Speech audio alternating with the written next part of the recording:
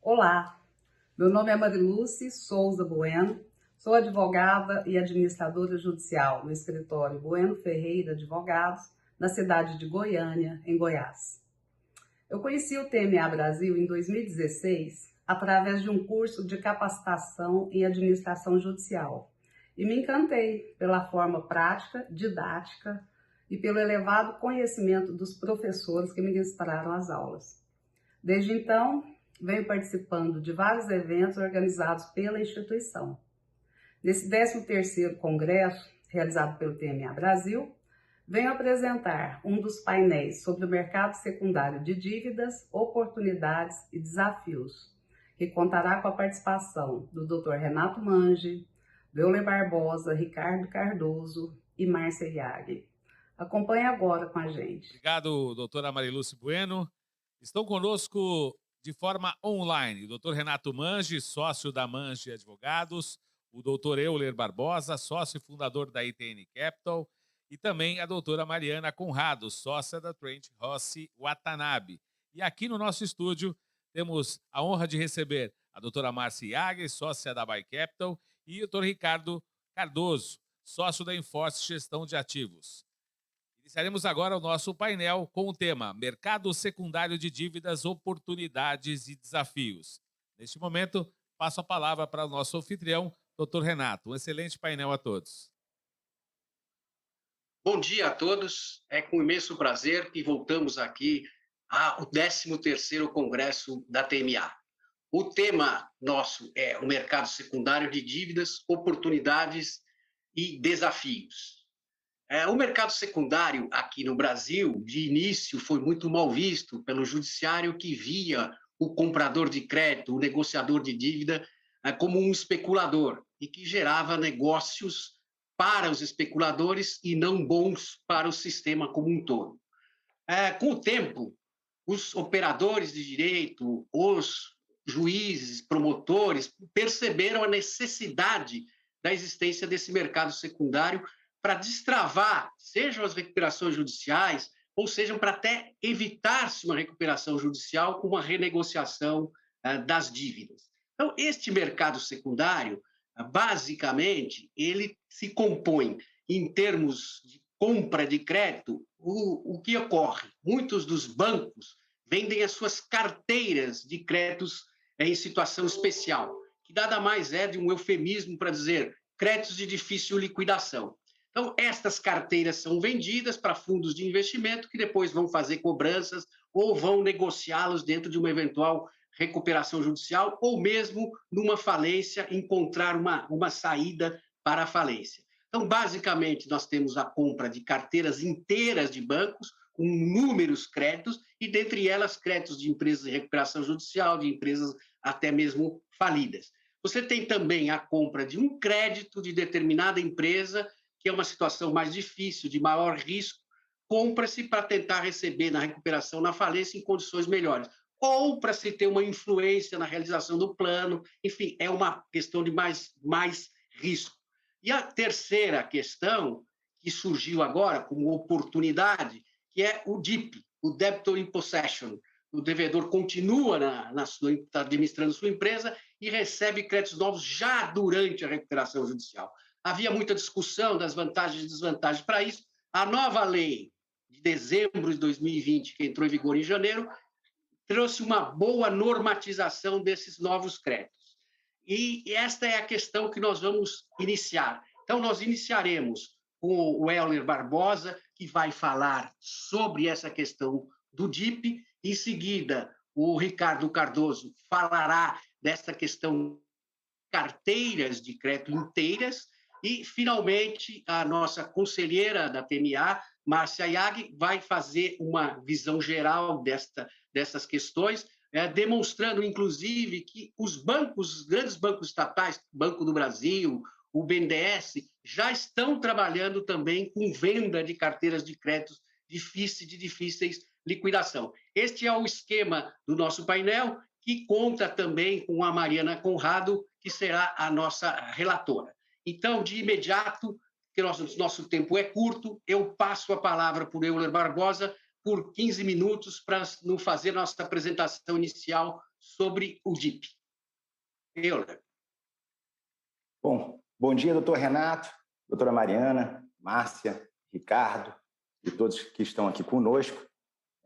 Inicialmente, só gostaria de fazer um breve registro de agradecimento ao TMA, na sua pessoa, por mais esse convite e já parabenizá-los pelo sucesso desse evento. É uma honra e uma satisfação muito grande estar aqui com vocês, tá?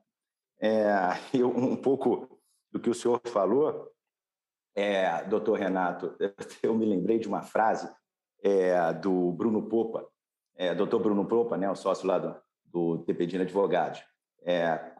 Teve um painel nele que ele definiu cessão de crédito como sendo um grande dilema, né? Ao mesmo tempo, ela é a salvação e a danação de um processo de insolvência, né? E é um pouco do que o senhor contextualizou. Então, para começar a situar o tema numa breve exposição introdutória, acho importante iniciarmos falando sobre a legitimidade do mercado secundário de dívidas, né? Então, se a gente parar para analisar, a década passada ela foi marcada por um período de forte expansão do mercado de NPLs aqui no Brasil, né? E, olhando a atual, ela já aponta para uma consolidação e crescimento ainda maior. E as consequências disso não são apenas com relação à demanda de novos investidores por essa classe de ativo, mas também uma combinação entre a chegada de novos potenciais vendedores, a Márcia vai falar, inclusive, um pouco mais sobre esse ponto, mas também o ambiente macroeconômico brasileiro dos últimos anos, pandemia e, inclusive, as mudanças trazidas pela reforma da Lei de Recuperação e Falência, como o senhor também, doutor Renato, mencionou, que é a Lei 14.112. Trazendo um pouco de número aqui, peguei um relatório do Banco Central recentemente e ele falava que o volume de créditos inadimplidos entre 90 e 180 dias em 2020 atingiu a marca de 84 bilhões de reais. Desses 84 bilhões, aproximadamente 25% diz respeito a créditos corporativos, tá? O resto é o mercado consumidor. E parte desses empréstimos voltará a ser paga em dia. Os outros serão renegociados pelos próprios bancos, pelas próprias instituições financeiras. Mas uma parcela será vendida a investidores profissionais, que alocam capital, expertise e uma capacidade operacional para recuperar muito grande. É o caso, inclusive, da Enforce. E a Deloitte, também um relatório que ela divulgou recentemente, ela estima que em 2001 serão negociados mais de 35 bilhões de valor de face desses créditos. Isso dá um cheque, um investimento, né, na ordem de 6 a 7 bilhões. Então, só para dar uma grandiosidade desse mercado, tá? Então, o que eu estou querendo dizer com isso? Estou querendo dizer que o mercado secundário ele funciona como um amortecedor do sistema financeiro, principalmente durante as crises, né? Ao comprar os ativos problemáticos, o investidor distressed ele fornece liquidez ao sistema no momento de grande incerteza, numa aposta clara na recuperação das empresas endividadas e na reabilitação de pessoas físicas. Eu aqui estou incluindo, inclusive, produtor rural, tá? Esse ponto também a gente vai abordar um pouquinho mais para frente. Então, também é importante contextualizar e não direcionar o nosso assunto exclusivamente para créditos inadimplidos, mas esses investimentos eles vão além até, né? Eu posso incluir aqui ativos imobiliários estressados, como, por exemplo, obras inacabadas e imóveis obsoletos, assim como créditos fiscais e tributários, e uma grande aposta minha, que é a criação de um mercado secundário para Deep Finance. Tímido, nunca ouvi operação assim, mas sou entusiasta desse amadurecimento num curto espaço de tempo. E aí, falando também sobre as mudanças trazidas pela Lei 14.112, eu gosto de dizer que elas miraram a agilidade do processo de falência e recuperação judicial, assim como também a modernização do mecanismo, né? E aproveito para trazer e destacar algumas mudanças que contribuirão para a consolidação desse nosso mercado secundário. Então, eu posso pegar até uma cola aqui, listar algumas. Tem o artigo 39, que trata sobre o devedor comunicar o processo, a promessa de cessão, a cessão ao juízo da recuperação, exatamente para trazer transparência aos agentes envolvidos.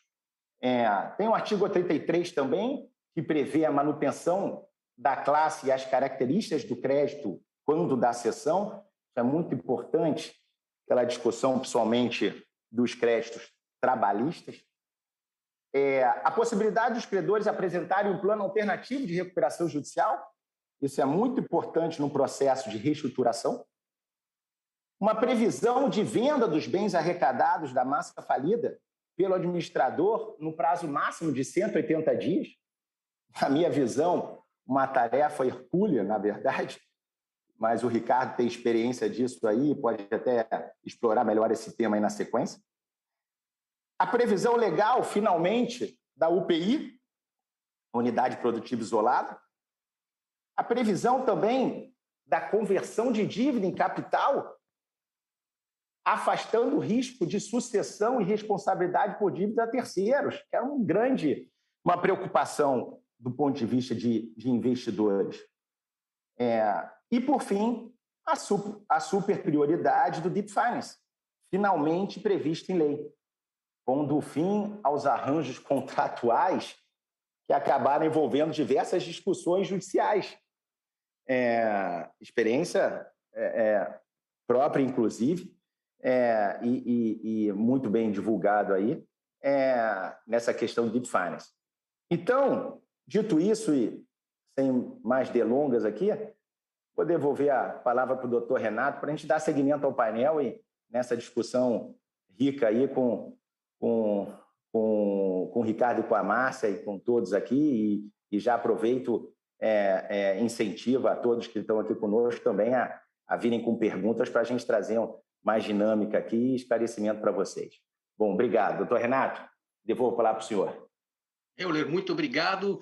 Meus parabéns pela sua sucinta, mas muito ampla explanação. Trouxe aqui questões com a visão do não advogado, mas sobre questões importantes normatizadas na lei, né? Como essa questão de regularizar a cessão de crédito, de não vê-la como um mal, porque havia até um preconceito na lei anterior. Você comprar o crédito muda de classe.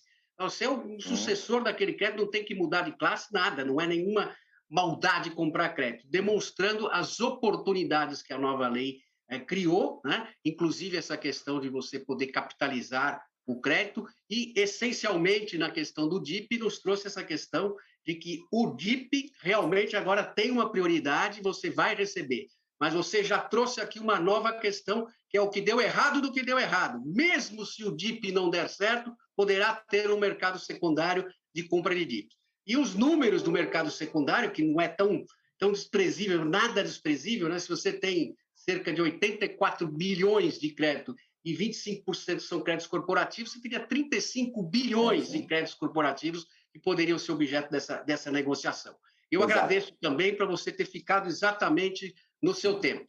Para que a gente consiga ir mantendo a nossa dinâmica aqui e o nosso tempo, eu, de imediato, passo a palavra, então, para o Ricardo Cardoso, que vai nos falar aqui sobre compra dos carteiras de crédito em situação de dificuldade, vendido pelos grandes bancos. Ricardo, tem a palavra.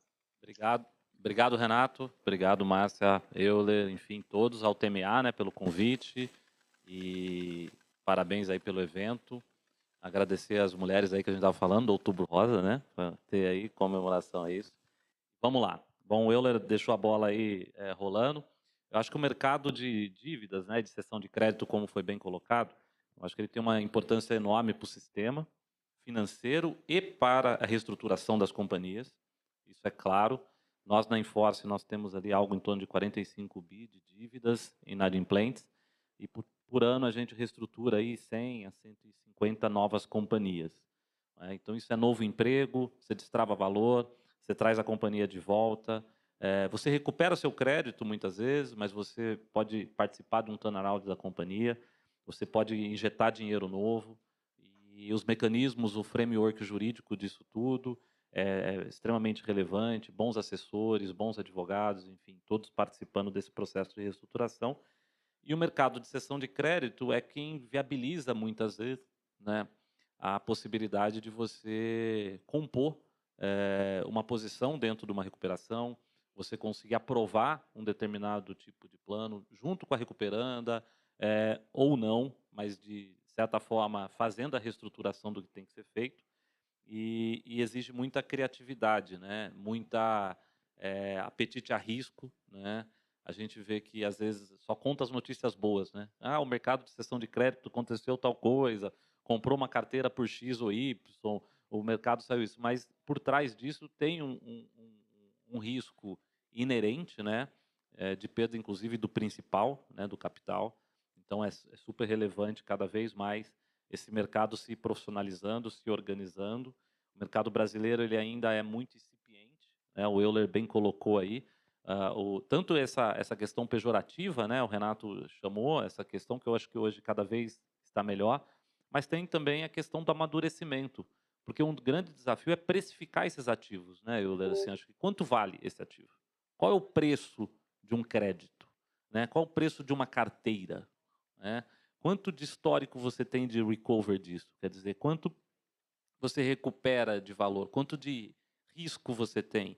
Tem riscos de sucumbência, não é? Você tem não tem só risco de perder o seu capital, você tem risco às vezes de outros credores chegarem na tua frente, não? Um trabalhista, um tributário, você está falando de um crédito com uma natureza diferenciada.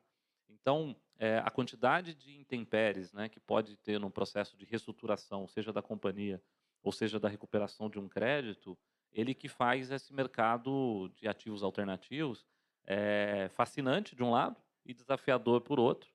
E ao mesmo tempo, acho que esse é o grande componente, né? O mercado brasileiro é muito centralizado, né? Seja o mercado bancário, mas você também tem, né? E acho que isso no tempo, né? Um pouco dessa disrupção no mercado bancário, o mercado de capitais, o mercado de crédito abrindo, mais fundos, né? Fiagros, enfim, todos esses fundos de crédito, eles em algum momento vão ter inadimplência, né? Isso é inerente do sistema e automaticamente esses vão ter que regar o mercado de recuperação de alguma forma.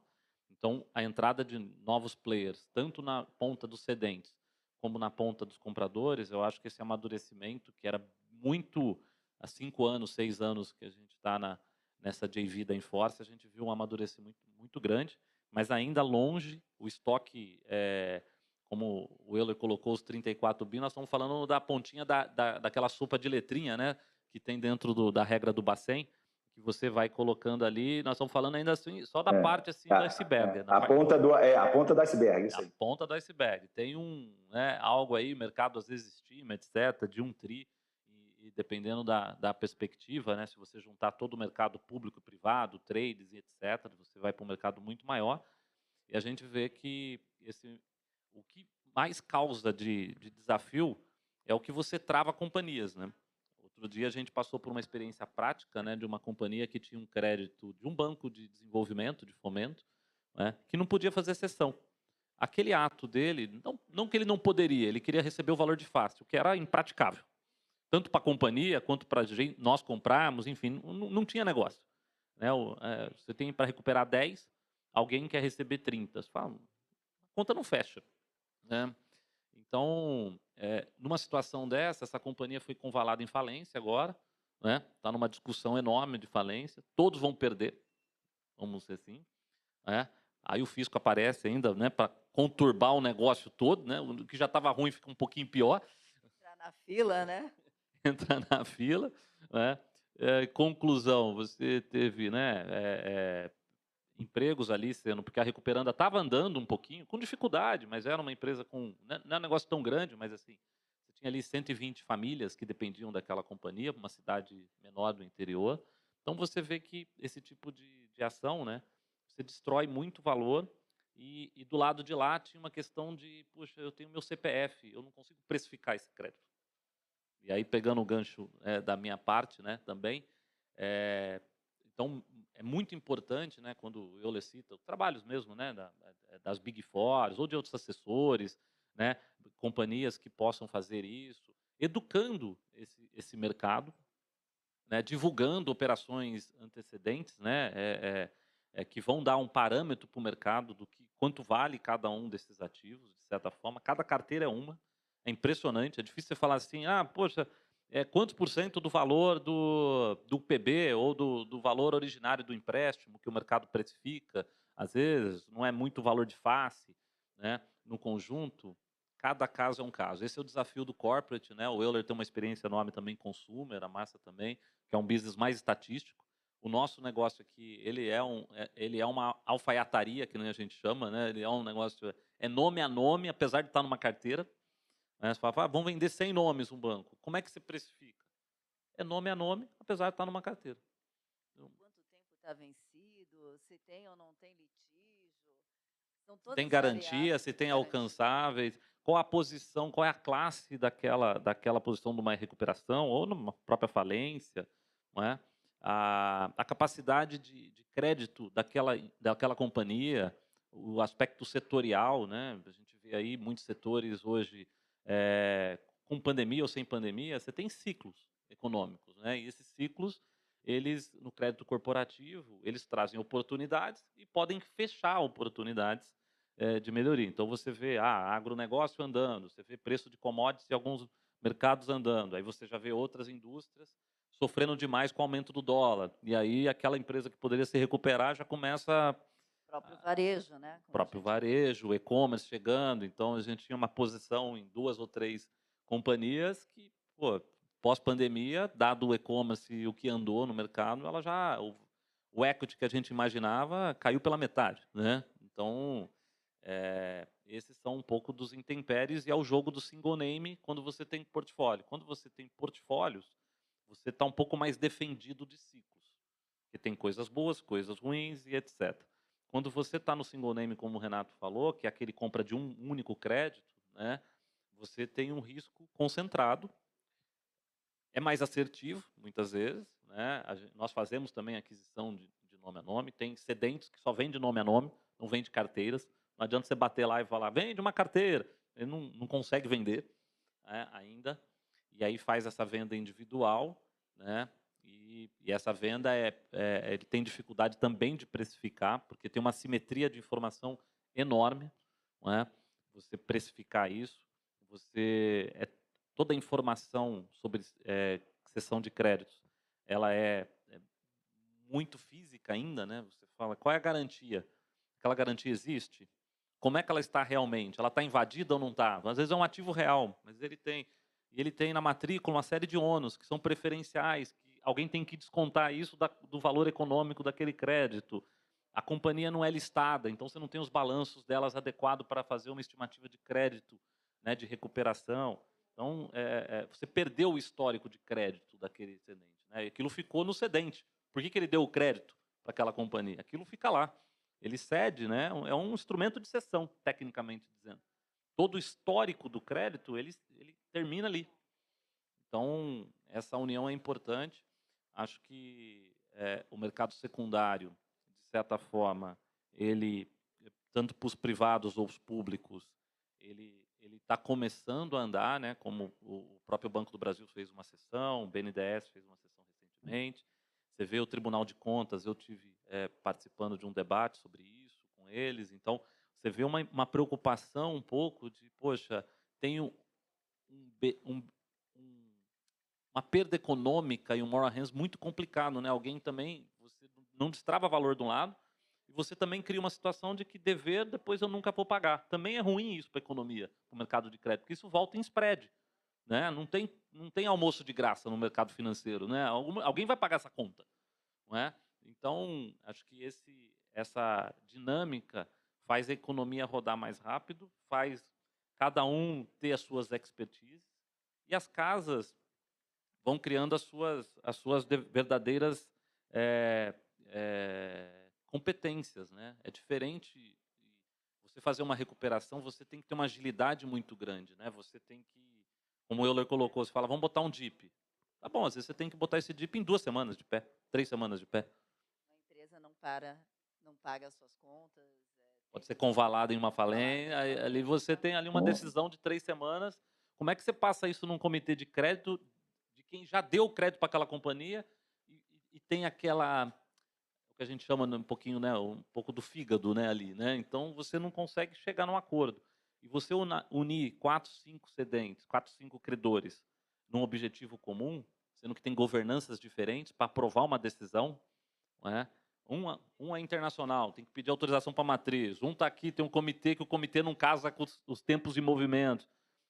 E o que a gente sabe no mercado de estresse, a lição no mercado, né, americano, inglês, enfim, e um pouco asiático, quanto mais tempo você demora para fazer uma recuperação, uma reestruturação, a tendência é você destruir muito valor, né? E isso acho que o mercado brasileiro está começando a aprender, né? Acho que veio o Lava Jato, fez uma série de estruturas, os bancos se uniram, fizeram algumas reestruturações mais rápidas, mas para esse middle market, tirando esses casos enormes, vamos dizer assim, que aí tá na vitrine, acho que tem um comportamento um pouco melhor, não é? A gente participa de casos maiores, mas quando a gente pega do middle ali de empresas de 1 bi, 500 milhões para baixo, aí já cai ali no ciclo comum, e aí a dificuldade é muito grande de se juntar e se decidir coisas. E aí o mercado de cessão, na minha visão, é decisivo, seja ele single name ou por carteira, para você dar liquidez e dar reestruturação para a companhia, gerar emprego, renda,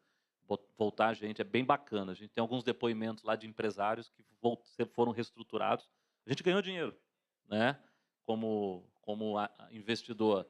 Mas é bacana você ver a companhia voltar, o empresário voltar à legalidade. Às vezes operam à margem da economia, porque estão todos endividados, não é? As regras tributárias novas, né, de transação tributária, vêm ajudando as companhias. E acho que todo o framework tem começado a andar no Brasil. Eu sou bem esperançoso pelo mercado. Acho que era isso.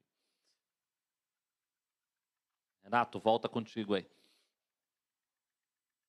Muito obrigado. Eu estou habituado a coordenar painéis com advogados e ninguém cumpre os prazos dos tempos. Aqui com vocês que não são do ramo, eu agradeço, está muito fácil. Todo mundo cumprindo o prazo. Advogado acho que é cansado de cumprir prazo nos processos judiciais e quando se vê aqui que pode não cumprir, fica satisfeito e fala, que fala.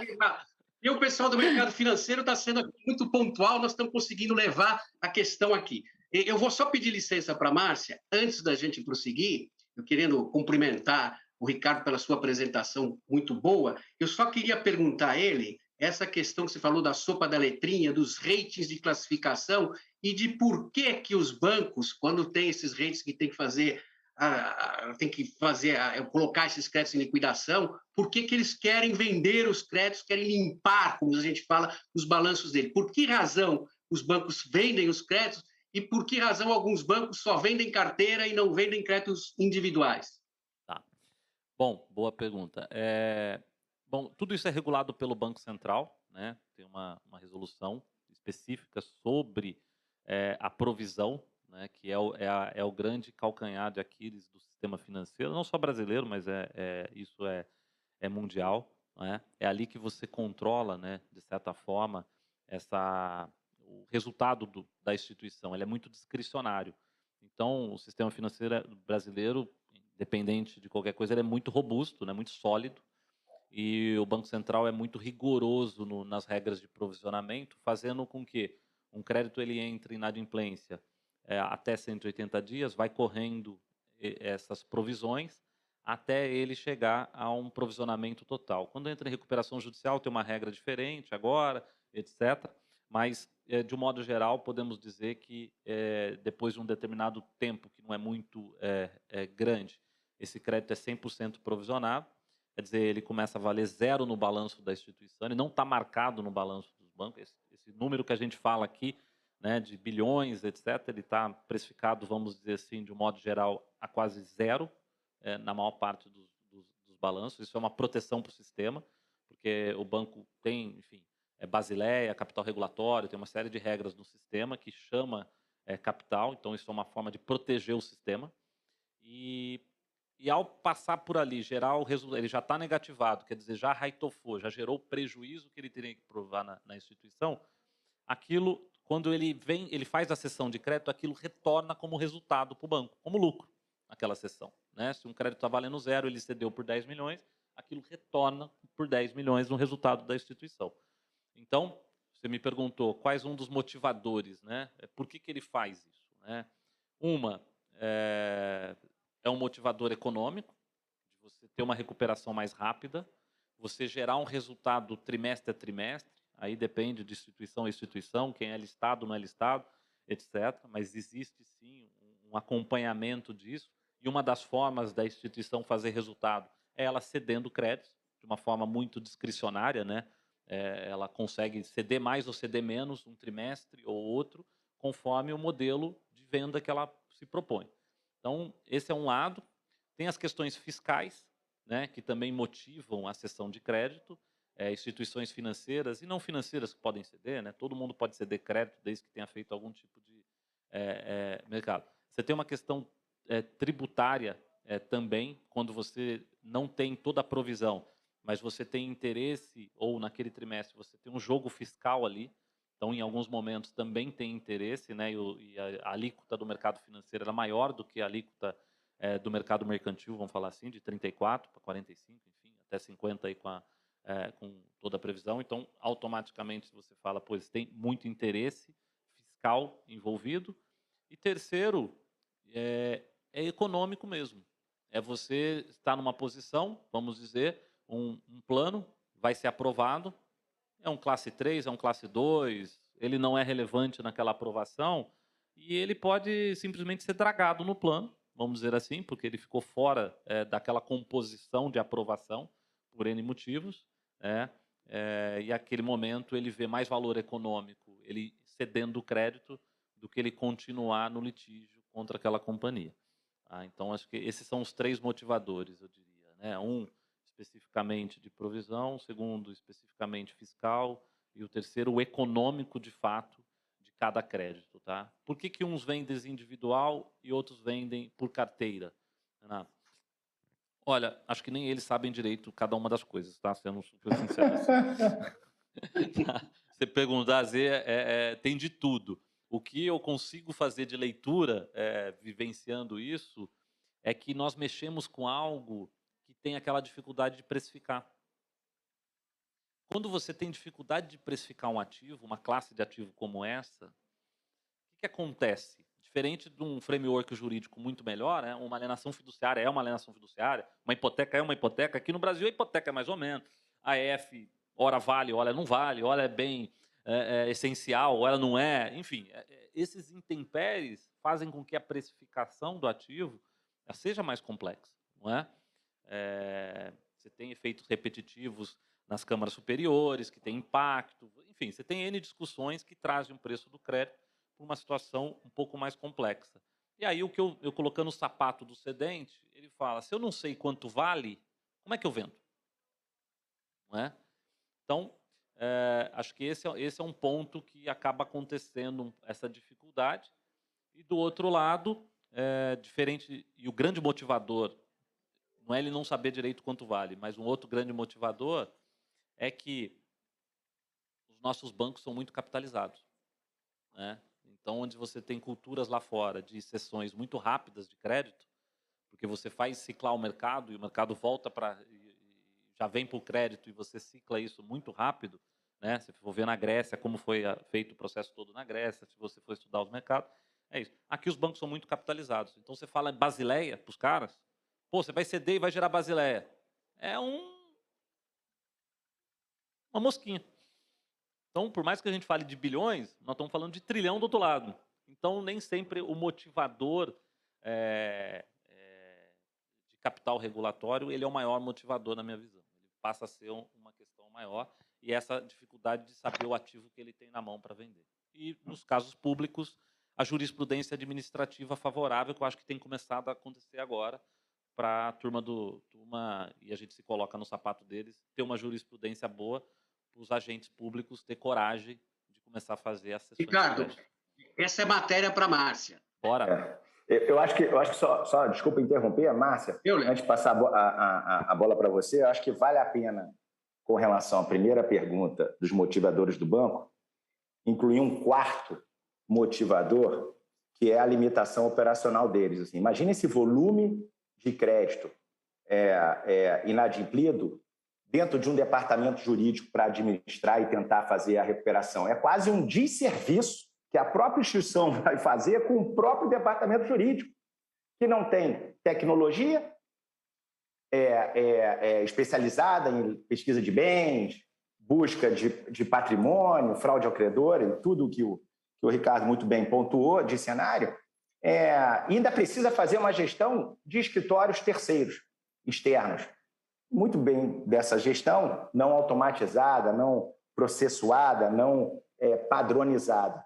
Então, eu acho que também tem esse quarto motivador, que é exatamente uma limpa, focando a limitação humana que eles têm para direcionar a créditos que realmente eles apostem que haverá uma recuperação e que podem ali tentar recuperar, maximizar o valor recuperado. Então, eu incluiria esse quarto e último. E concordo com o Ricardo, os desafios aí de algumas jurisdições, eles às vezes acabam se escondendo em normativos que não podem vender em lote, tem que ser individual. Acho que o papel dessas Big Four, eles entram a ajudar bastante, é uma experiência muito grande que a Márcia tem com isso. Na verdade, eu conhecia a Márcia, né? Aprendi muito com ela, exatamente trazendo esse know-how de como precificar uma carteira em lote, tanto varejo quanto corporativa, para dar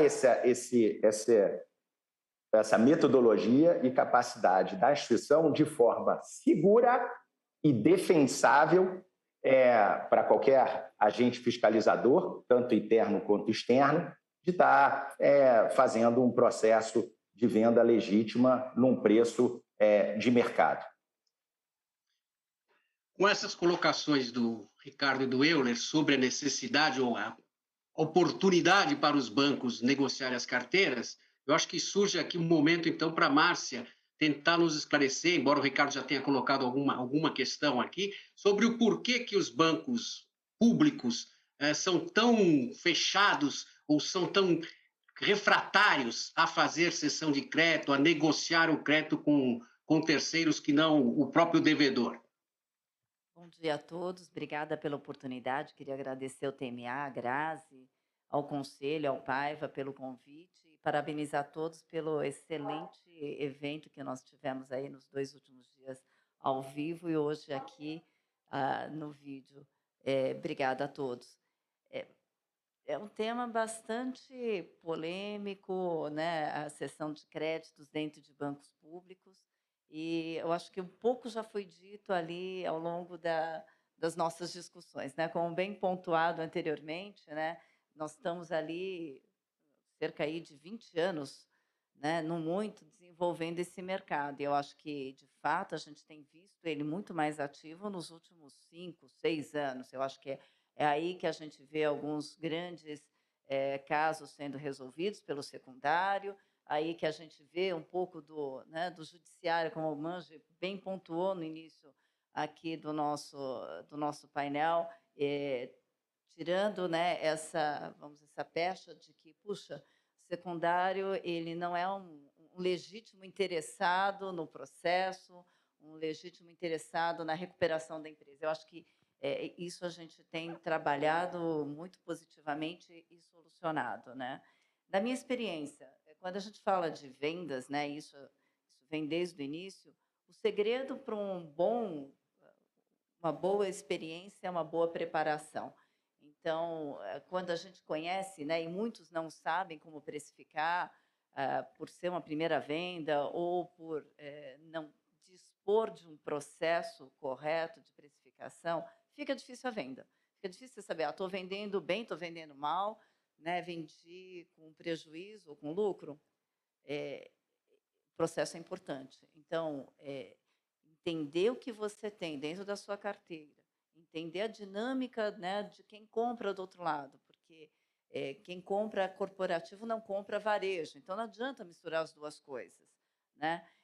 Se você tem ali alguns casos que são invendáveis, você conseguir tirá-los da sua carteira já tem um preço, né? Como o Ricardo mesmo falou, direto. Eu tô aqui ganhando, né? Como o Euler também pontuou. Puxa, eu estou limpando a minha área, né? E eu estou tirando isso do meu balanço. Eu tenho a questão fiscal, eu tenho a questão ali do custo. Então, isso também é muito importante, conhecer e entender o que a venda pode propiciar de retorno para o banco, né? Então, eu acho que essas questões estão começando ali a passar também pelos bancos públicos, né? Eu acho que a gente fala do BNDES, puxa, Euler, a gente está falando de banco público há quanto tempo, né? Quantos anos? Acho que a primeira tentativa, o primeiro ensaio de conhecer o valor tem mais de 5 anos, 6 anos. 6 anos, 2015. Né? 2015. Foi 2015. Foi o primeiro ensaio, e aí levou mais uns 6 anos para eles conseguirem colocar essa carteira, e eu acho que um processo bem sucedido, ou seja, havendo interesse, né, vendo aqui que não tem tem mais interesse por outras carteiras lá dentro, eu acho que isso vai fomentando, abrindo, né, o horizonte aí para outros bancos de desenvolvimento também limparem as suas carteiras. Eu acredito que agora a gente vai ver um mercado muito mais ativo, um pouco mais líquido a partir do ano que vem. Aí o Ricardo já está concordando comigo, né? Tomara. Acho que a gente tem tantos desses bancos, como eu vejo também que, ao longo do tempo, até bancos que a gente achava ali que estavam em falência, né, tiveram carteiras de crédito vendidas, e eu acho que eu queria aqui até perguntar, né, para o Ricardo, para o Euler, né, que tiveram do outro lado da mesa, que eu acho que foram negócios bons, né, tanto para o sistema quanto para quem adquiriu essas carteiras, né? Sim. Sim. Eu acho que essa coisa do público, né? E acho que é uma jornada e todo mundo tem um papel super relevante, né? E apesar da precificação, só para também ajudar e deixar uma coisa que eu tenho falado bastante, às vezes, em algumas situações, para esse público, não esqueça que o mercado é soberano. Tenta adivinhar também o preço de um ativo que não é de tela, né? Não é um mercado de ações, não é um ativo de tela. Então vai ser difícil você acertar na mosca qual é o preço do ativo. Se você faz um bom processo, com uma governança ok, e uma divulgação ampla, e você consegue compor um portfólio que tenha bons ativos, ativos mais ou menos e ativos ruins, inclusive você pode... A gente comprou uma carteira que a gente comprou mais de 78 milhões de sucumbência contra. A conta dele é diferente para quem está vendendo. Porque ele tá vendendo um ativo e tirando do passivo provisionado da instituição, que na nossa conta era 78, na conta dele é muito pior. A gente acha que vai ser mais competente do que ele na gestão da passiva, não é? Então, até isso você tem que ir compondo. E quando então, assim, o mercado ele é um pouco soberano sobre isso. Eu acho que o mercado, de certa forma, se você põe um bom portfólio, vai ter concorrência, né? A gente já participou de leilões nesse sentido, tiveram mais de 60 lances, entendeu? Então tem concorrência. Agora a carteira tem que ter, ou um crédito individual, né? Qualquer um, tem que ter algum apelo. Senão não tem. Atrativo. Se não tiver um apelo, não vai vender nada não mesmo. Vende, né? Assim, é igual leilão. Por que leilão, né, de imóvel, etc., a gente tem estatísticas sobre isso lá dentro da Enforce? 1/10 é vendido, para ser otimista. Por quê? Porque você tem um problema de preço. Você tem um problema de assimetria de informação. Se você botar no preço certo, até dá uma motivada, a turma fica assim empolgada e você vende mais caro, não é? Então, assim, tem um pouco desse lado, né, de fazê-lo de forma assim, sem nunca esquecer que o mercado ele é organizado. E sobre ganhar dinheiro com as carteiras, né, ou fazer bons negócios, etc., eu acho que ele tem um efeito muito importante, assim, e também tem uma questão de moral hands importante para o mercado financeiro. Você travar um conjunto de empresas, um conjunto de empresários, e simplesmente você... porque a gente tem aqui empresas em reestruturação, mas você também tem, e a gente tem que deixar claro, você tem pessoas com desvio de caráter, certo? que simplesmente esvaziam o seu patrimônio, vão embora e deixam uma laranja podre aqui. Ou seja, assim, esse tipo de comportamento é ruim para o sistema de crédito, como um todo. O default é do ciclo. O ciclo, as empresas serem reestruturadas, é do jogo. Faz parte de qualquer economia, né? Mas é importante também ter um mínimo de ajuste em relação a isso, porque todos nós pagamos essa conta no final do dia. Então, companhias como a nossa e etc. também são importantes. Enquanto você vem de uma carteira muito antiga, você tem um mix de empresas que precisam ser reestruturadas e pessoas que desviaram um pouco de caráter ou fizeram alguma coisa que não deveriam ser feita, e alguém tem que fazer a recuperação disso de alguma forma. Entendeu? Então, acho que tem um pouco Acho que, disso aí. complementando só, o Ricardo, também não só ter a cerejinha, né, para ser mais atrativo e bem sucedido num processo competitivo, mas o modelo também é muito importante, né? O BRDE, por exemplo, ele veio com o modelo, somente o contrato de cessão, ele tentou 3 vezes, né? E o mercado, como você muito bem disse, soberano, não teve nenhum lance nas 2 primeiras tentativas.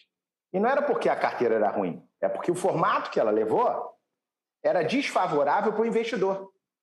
No terceiro que ela conseguiu ajustar, teve lances que o preço, eu participei de um, que o preço mais que dobrou do valor mínimo. Então, o modelo também é muito importante, né? E não só o BNDES, ele já está preparando, já fez 2 experiências, né, bem-sucedidas, e o mercado todo das instituições públicas sempre acaba olhando, né, tendo o BNDES como vitrine, já está preparando o lote para o ano que vem.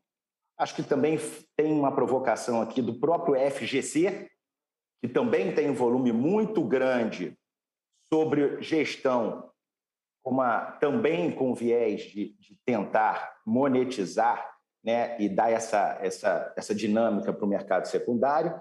Caixa Econômica Federal, uma expectativa muito grande quando ela vier para o mercado. E acho que também fugindo, não só falando das instituições financeiras, mas varejistas, indústrias, tradings, como o Ricardo comentou, bancos digitais, inclusive bancos digitais. Então, o mercado está amadurecendo, está se consolidando. 2022, eu também sou muito entusiasmado com um volume maior de oportunidade para o nosso mercado. O que vocês estão colocando me parece muito importante. Quer dizer, quando você faz um leilão de uma carteira de crédito, a hora que você precifica próximo ao mercado, você incentiva o mercado a ter mais lances e pode até melhorar o crédito. Dentro dessa linha, Márcia, eu queria que você me falasse um pouco mais. O Banco do Brasil parece que tem entrado mais nesse mercado. O BNDES, pelo que vocês estão falando, já fez uma e está fazendo outras. O Banco do Brasil, acho que tem feito bastante venda de créditos, até não em carteiras, mas individualmente. O que você poderia esclarecer para a gente, Márcia, sobre o Banco do Brasil e BNDES especificamente?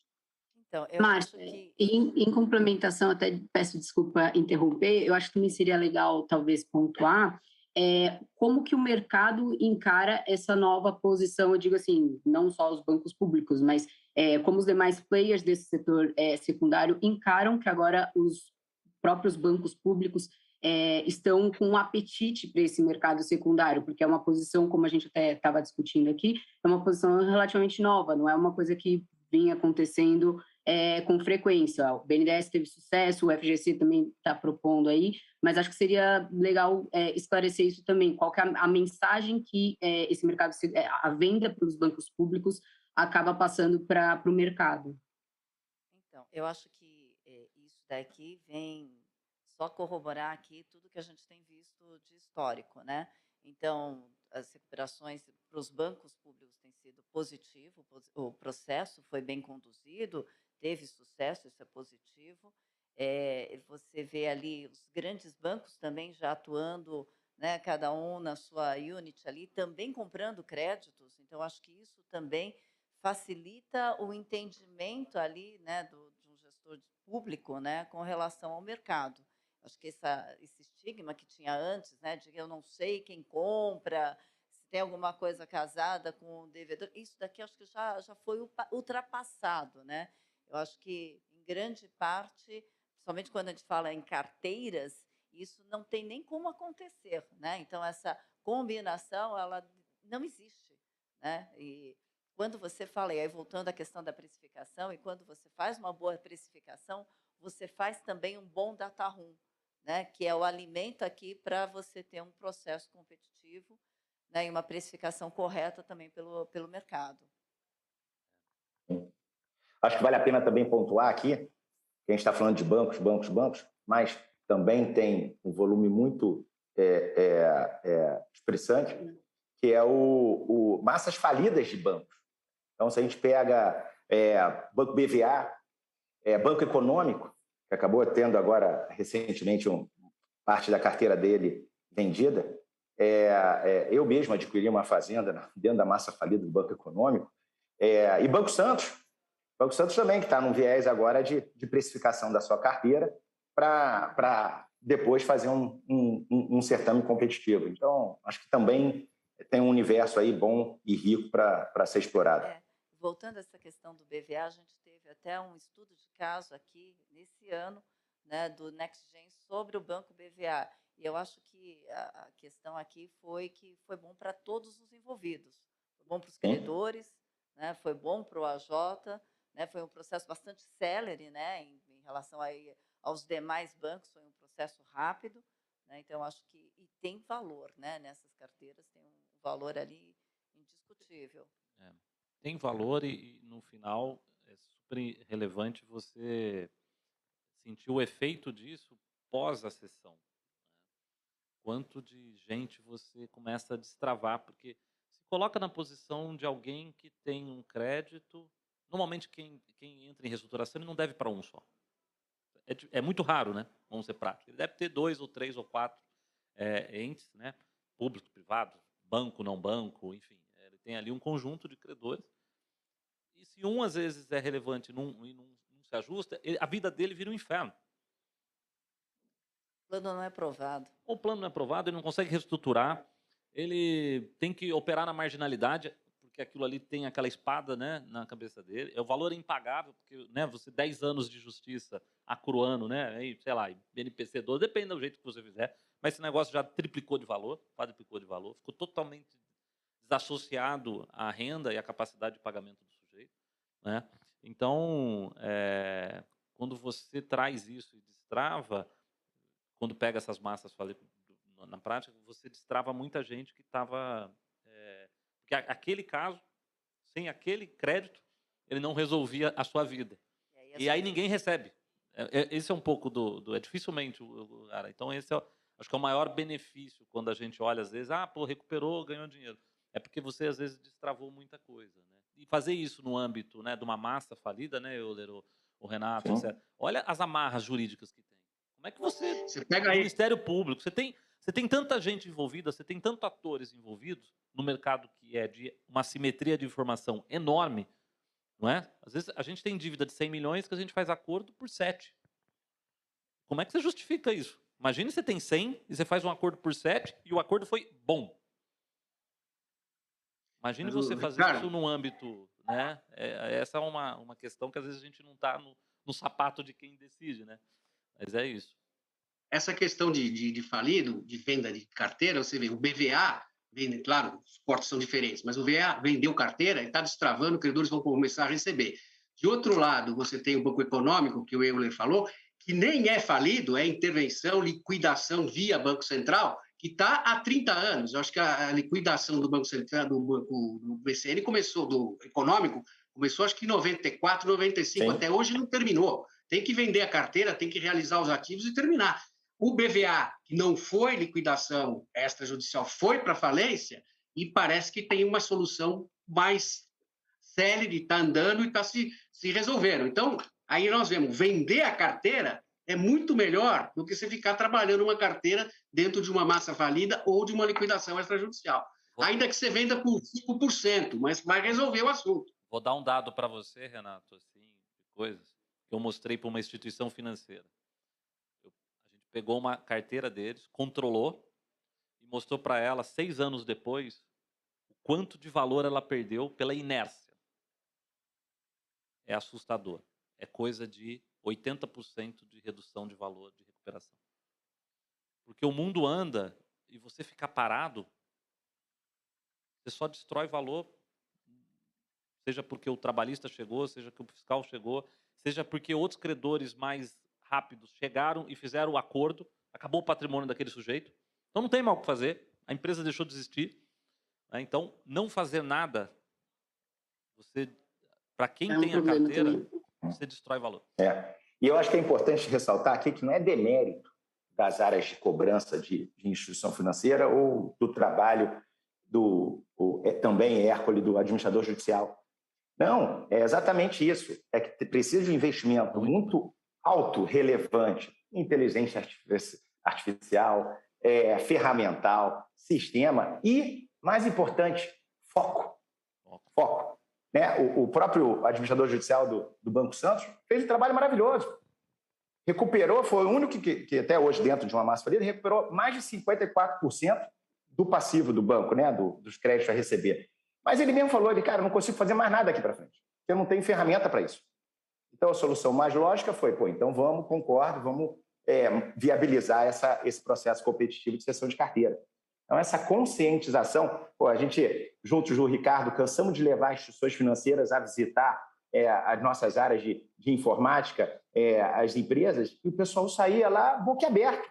Falava, cara, esse mundo aqui é completamente diferente do que a gente tem dentro das instituições, por maiores que sejam elas. Então, não é core, né, Euler, que você disse. Não é que ele não tem dinheiro para fazer o mesmo. Não é demérito, não é. Não é core. E é Exato. parte do processo de recuperação. E até para fazer um acordo, né, é diferente, né? Porque você sai das amarras também de uma basileia em que cada R$1 que você dê esteja provisionado, é R$1 que você tem que deixar dentro de casa. No caso de um reestruturador ou de um secundário, isso já não é verdade, ele já não carrega esse ônus. Fica mais fácil até dar um DIP, como a gente voltou, né, voltando ao início aí da nossa conversa, até para um DIP fica mais fácil, né?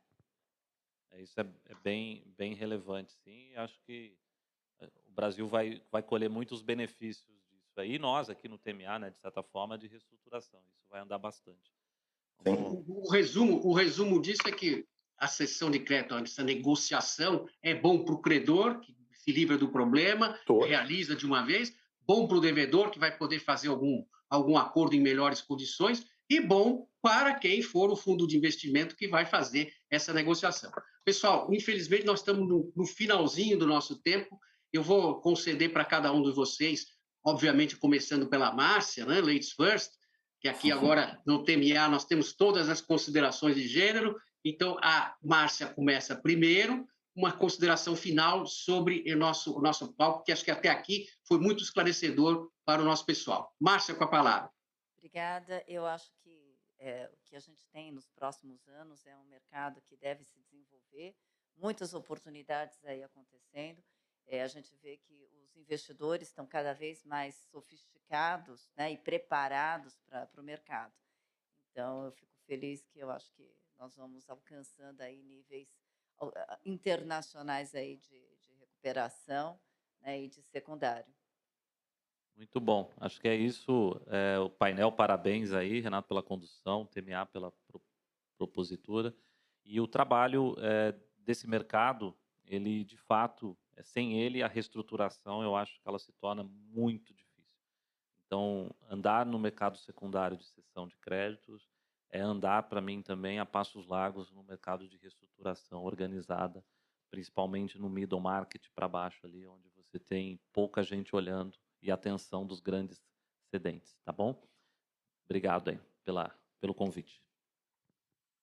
Euler? Olha, do lado do aspecto aqui dos advogados, estamos em minoria aqui, né, no painel dessa vez, mas o que eu acho que eu gostaria só de pontuar, e que até pelos comentários a gente sabe que muitas vezes o jurídico acaba colocando entraves algumas operações, e não por uma maldade, mas às vezes por um desconhecimento, por um approach mais conservador, até por conta das alterações das previsões legais sobre a questão de cessão de crédito, mas eu acho que a alteração proposta no fim do ano passado e que foi incorporada no 83, parágrafo 5º, talvez acho que seja um bom recado também para o jurídico, de que, olha, a cessão de crédito, o crédito cedido vai ser mantido na sua natureza e classificação, então está tudo bem seguir com uma cessão de crédito, está tudo bem trabalhar com esse mercado secundário. Então, acho que isso também é um importante alerta aí para o pessoal, para o jurídico. Euler.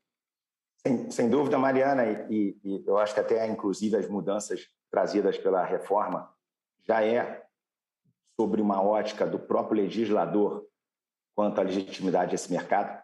Então, acho que vem a confirmar o que você falou. E eu acho que não só também pegando o gancho que o Ricardo falou do middle market também, não só das grandes operações, mas produtor rural. Canso de receber lá no escritório o produtor que fala: Euler, o que eu sei é plantar. Eu planto todos os dias do ano, exceto 2, no dia da Nossa Senhora, no Natal. Não entendo nada de reestruturação, estou com caixa, o preço commodity está lá, mas, cara, não entendo nada de negociação com os bancos. Então, acho que aqui também é o nosso papel aqui de fazer essa viabilidade e reestruturação, inclusive, dos produtores rurais. Mais uma vez, obrigado a todos. Foi um prazer, uma satisfação enorme estar aqui com vocês.